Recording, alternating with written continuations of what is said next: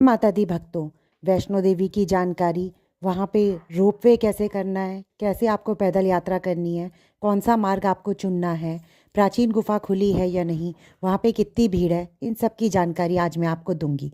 Please मेरे channel को subscribe icon को प्रेस करना ना भूलें। वहाँ पे सबसे पहले जाने के लिए अब हमें RFID कार्ड बनाना होता है, जो कि ज़रूरी हो गया है। अगर हमने यात्रा पर्ची भी बनाई है तब भी उसकी कोई वो नहीं है, पर्ची की अब इतनी नीट नहीं होती, तो आपको वहाँ पर जाके RFID कार्ड बनाना ही पड़ेगा। उसी के थ्रू ऐसे गले में टांग देते हैं। 5 साल से कम बच्चे के लिए ये ज़रूरी नहीं है, लेकिन उससे ऊपर के लिए ये ज़रूरी है। ये कार्ड आपको वापस यात्रा करके लौट करके चेक पोस्ट में जमा करना पड़ता है। इस टाइम पे वैष्णो देवी में मार्च के महीने में बहुत भीड़ है। जब हम लोग भी अभी गए थे, 2 दिन पहले मैं गई थी, तो बहुत भीड़ वहाँ पर है।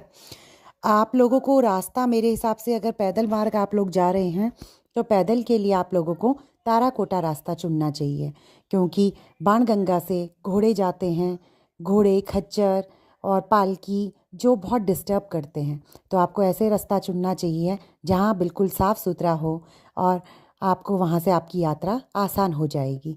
सब कहते हैं कि रास्ता थोड़ा लंबा है, लेकिन बाणगंगा वाले रास्ते में थोड़ा चढ़ाई ज़्यादा है, ताराकोटा में रास्ते में चढ़ाई थोड़ा कम है। लेकिन अगर आप बिल्कुल पैदल नहीं जा सकते हैं और आपको है कि आपको घोड़ा पालकी ही करनी है, तो आपको बिल्कुल भी ताराकोटा वाले रास्ते से नहीं जाना है। फिर आपको उसके लिए बाणगंगा वाला रास्ता चुनना है। आप जहाँ से भी कटरा से ऑटो करेंगे या कुछ करेंगे, आप बस उनको बोल दीजिए कि हमें ताराकोटा वाले रास्ते में उतारिए, और ताराकोटा वाले रास्ते से आपको RFID कार्ड बनाना है। RFID कार्ड रेलवे स्टेशन में भी बन जाता है, लेकिन रेलवे स्टेशन में बहुत भीड़ होती है, इसलिए आप यहीं पर आकर चेक पोस्ट में RFID कार्ड बनवा लें, और उस वहाँ से चल सीधे आप ऊपर चढ़ाई चढ़ सकते हैं। यहाँ पे देखिए, अब हम थोड़ा सा चढ़ाई चढ़ने के बाद 2 किलोमीटर या 3 किलोमीटर बाद ये लंगर आता है। इस रास्ते में दुकानें काफ़ी कम होती है, लेकिन इस रास्ते में बीकानेर वाले हैं। अगर आपको बीकानेर में खाना खाना है तो आप वहाँ खा सकते हैं, वरना ये लंगर आता है जहाँ पे नीचे बैठ के नहीं बल्कि चेयर सुविधा उपलब्ध है। आप अपना खाना लेके चेयर्स में बैठकर आप अपना लंगर खा सकते हैं। ने भी यहाँ पे लंगर खाया और उसके बाद सीधे अपनी चढ़ाई शुरू करी। चढ़ाई चढ़ने के बाद जब आप लोग पूरा अर्धकुमारी पहुँच जाते हैं, तो वहाँ पे आप अपनी पर्ची ले लें, अपना नंबर आप ले लें, और वहाँ पे बिना समय बर्बाद करें आप सीधे भवन के लिए निकल पड़ें, क्योंकि जब आप भवन के दर्शन करके, माता रानी के दर्शन करके लौटेंगे, तब तक आपका गर्भ गुफा में नंबर आ जाएगा। वहाँ पे अपना समय बैठकर बर्बाद ना करें। पर्ची लेने के बाद जब आप भवन के लिए जाते हैं, तो आपको 5 या 6 किलोमीटर का रास्ता तय करना पड़ता है। वो रास्ता एकदम साफ़ सुथरा है, और वहाँ पर कोई भी घोड़े खच्चर नहीं चलते हैं। तो आप उस हाथी मत्था वाले रास्ते को ना चुन के हिमकोटी वाले रास्ते को आप लोग चुनें।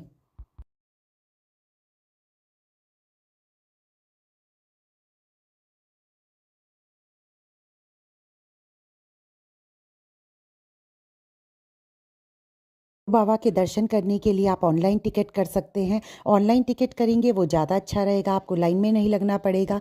लेकिन ऑनलाइन टिकट सिर्फ 2 से 4 का स्लॉट देते हैं। 4 बजे के बाद ऑफलाइन कोई भी टिकट बुक नहीं होती है। लेकिन वहाँ पे जब आप, हम लोगों के साथ भी यही हुआ, जब आप लोग वहाँ पे पहुँचते हैं तो हर कोई कहेगा कि 4 बजे भैरव देवता की ट्रॉली बंद हो गई है। बिल्कुल भी आप इन बातों में बिलीव ना करें, चाहे वो कोई भी कहे, आप बिल्कुल यकीन ना करें, क्योंकि रोपवे कम से कम 5:30 या 6 बजे तक चलती है। ने ऑनलाइन पर्ची बुक कर रखी है तो आपको 6 बजे तक भी वो रोपवे में भेज देंगे। हम लोगों को इसकी जानकारी नहीं थी, तो हमें भैरव पैदल जाना पड़ा। बच्चों के लिए यहाँ पे प्रैम मिल जाते हैं इजीली। बच्चों के लिए अच्छा है कि आप प्रैम करके ही जाएं। यहाँ पे देखिए हम लोगों ने खूब डांस किया।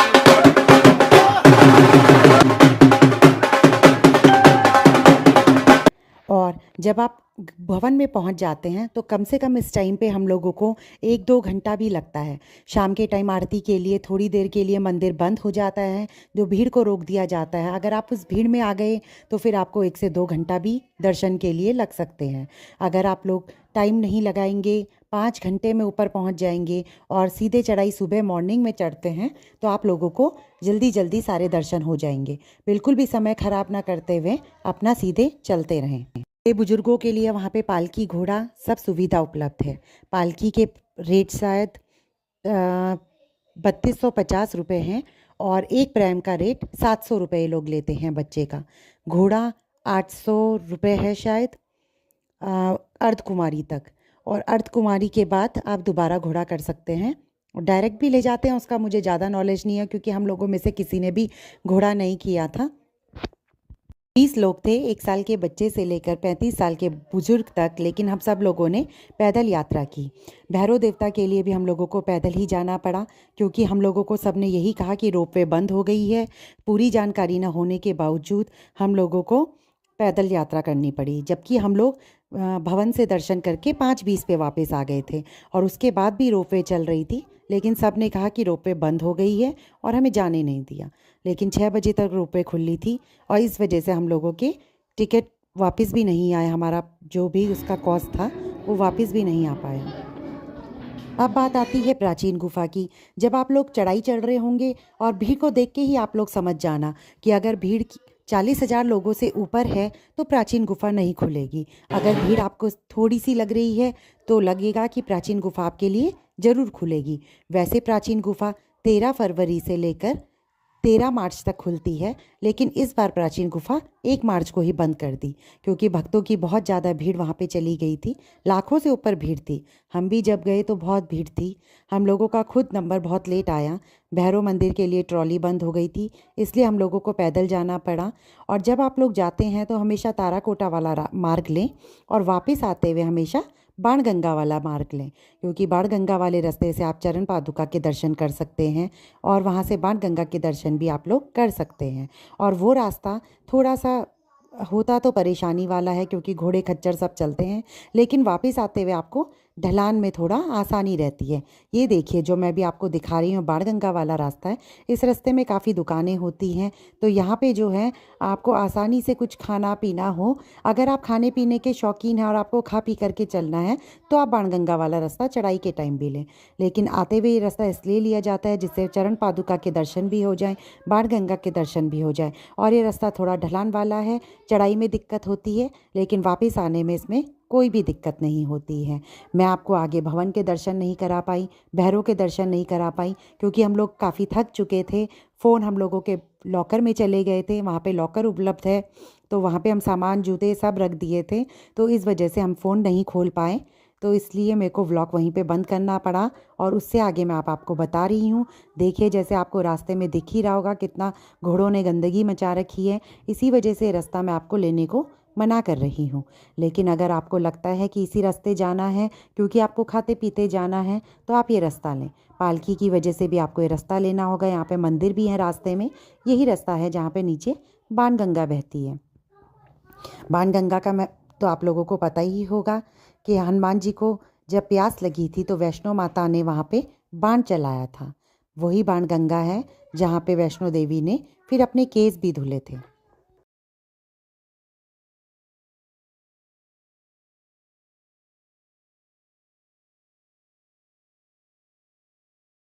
इस बार तो मुझे प्राचीन गुफा का सौभाग्य नहीं प्राप्त हुआ, लेकिन जब मैं पिछली बार गई थी तो मैं फरवरी में गई थी और मुझे प्राचीन गुफा का सौभाग्य प्राप्त हुआ। वो सिर्फ 15 मिनट के लिए खुली थी। प्राचीन गुफा में बिल्कुल लेट के हम लोगों को जाना होता है। उसके नीचे गंगा बहती है जो हमारे पूरे आधे पाँव तक बहती है और वो सीधे हमें पिंडियों में ले जाती है। हमें जो अब गुफा बनाई है इनसे होके नहीं, वहीं से जानी होती। इससे ज़्यादा आपको और कोई जानकारी चाहिए तो मुझे कमेंट करके बताइएगा। प्लीज़ सब्सक्राइब करना ना भूलिएगा। मैं आपको दूसरे व्लॉग में आगे अपना इससे आगे का अमृतसर का ट्रिप बताऊंगी। से लौटने के बाद हम लोगों ने कटरा में होटल किया था और हम रात भर कटरा के होटल में सोए। उसके बाद हमने सुबह वॉल्वो की थी जो बहुत ही शानदार बस है, स्लीपर बस है ये अमृतसर के लिए। यही हमने सबके लिए सीट करी थी। 20 लोग हम थे तो सबके लिए हमने एक एक बर्थ करी थी और हम इसमें आराम से सोते सोते पहुँच गए अमृतसर। 12 बजे वॉल्वो कटरा से चली थी और अमृतसर ये पहुँची करीबन 6 बजे शाम को। तो बस अमृतसर में हमने होटल किया हुआ था। उसके बाद हम सीधे चले गए अपने होटल्स में और होटल में जाने के बाद हम लोगों ने प्लान किया कि हम लोग गोल्डन टेम्पल जाएंगे। फिर हम रात का व्यू देखने के लिए गोल्डन टेम्पल चले गए क्योंकि हम लोगों को डे व्यू भी देखना था गोल्डन टेम्पल का और नाइट व्यू भी देखना था।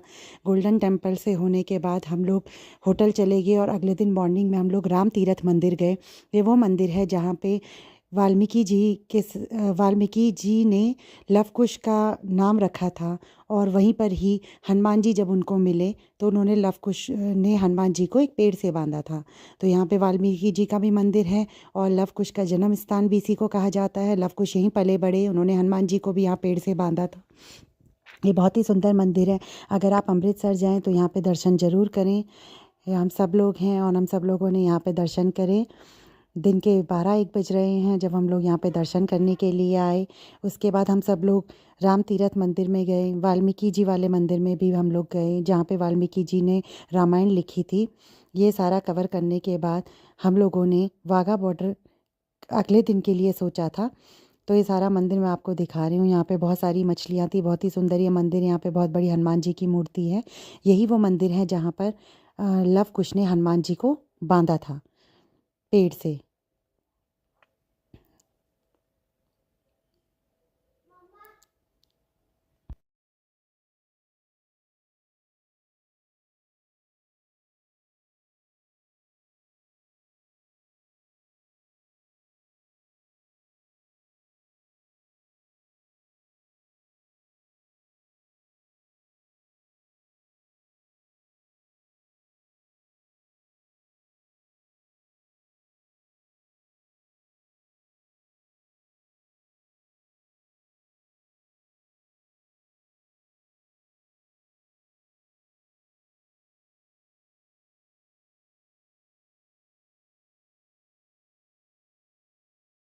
बाद हम दिन का व्यू देखने के लिए वापस गोल्डन टेम्पल चले गए क्योंकि हमें वहाँ पे दिन का व्यू भी देखना था, हमको लंगर प्रसाद भी चखना था।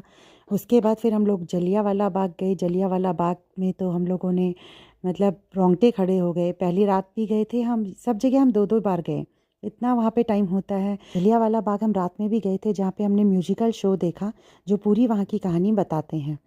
फिर हम दिन में भी वहाँ पे गए। ये देखिए गोलियों के निशान दिख रहे हैं जो लोगों को लगे थे। यहाँ पे हमने कुआं देखा, गोलियों के निशान देखे। बस फिर उसके बाद हमने बस करी हुई थी पूरा अमृतसर घुमाने के लिए। बच्चों ने इसमें खूब डांस किए, काफ़ी मस्ती बच्चों ने करी। गढ़वाली गानों में डांस किए, हिंदी गानों में डांस किए।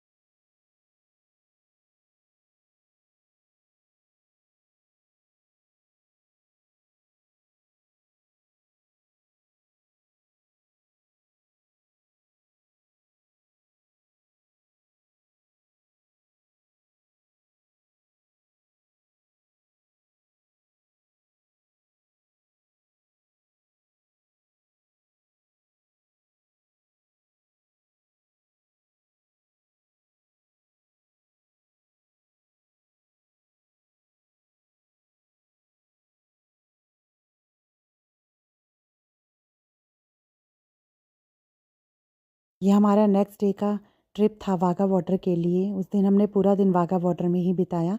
हम मॉर्निंग में वहाँ पे चले गए थे 12 बजे के लगभग और उसके बाद हम लोगों ने वहाँ पे अपनी अपनी सीटें ले ली थी। यहाँ पे बहुत सारी भीड़ थी, बहुत ही भीड़ यहाँ पर थी। और यहाँ तो भाई पूरी देशभक्ति जाग जाती है। बहुत ही यहाँ पे मज़ा आया, हम लोगों ने खूब डांस भी किया। नेक्स्ट डे हम लोगों की अमृतसर से ट्रेन थी देहरादून के लिए। फिर हमने वो ट्रेन पकड़ी और हम डायरेक्ट देहरादून पहुंच गए। तो कैसा लगा आपको हमारा सफ़र? अगर आप भी ऐसा अपना प्लान कर रहे हैं तो आप देहरादून से Katra, Katra to by Volvo Amritsar से देहरादून का आप प्लान बना सकते हैं।